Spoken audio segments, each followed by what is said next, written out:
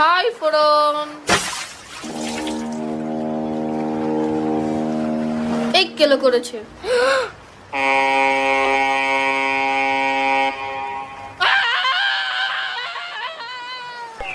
Excuse me পুটেদা।